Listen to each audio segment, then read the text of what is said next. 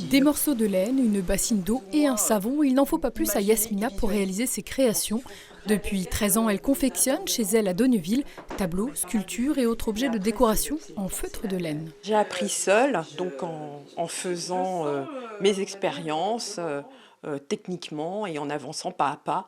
Et puis en m'interrogeant, est-ce que je choisis de travailler la matière seule ou avec d'autres éléments qui pourraient nourrir un peu plus les textures. Donc j'ai choisi de travailler aussi avec de la soie, avec des rubans, avec le bois, avec le métal aussi.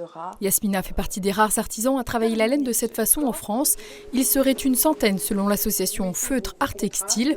En 2022, elle a confectionné entre 100 et 200 pièces, ses plus grandes créations pouvant lui prendre plusieurs semaines. Une activité longue et minutieuse. Il y a un temps de mise en place du décor, puis après un temps de technique de travail où on va frotter, fouler. Donc il y a un poids aussi à prendre en compte.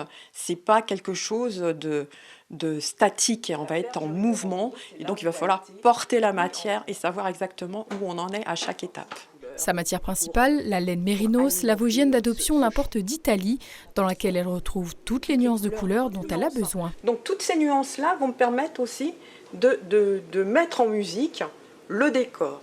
Et c'est très très important de savoir quelle est la couleur dominante qui surgira, qui remontera en surface.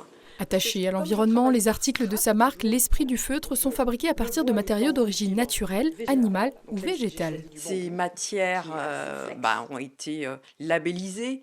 Il y a aussi le bien-être animal, c'est-à-dire qu'on ne va pas tondre un animal n'importe comment, etc. On ne le tue pas, on le tond. Okay, mais quand même, il y a une manière de tondre.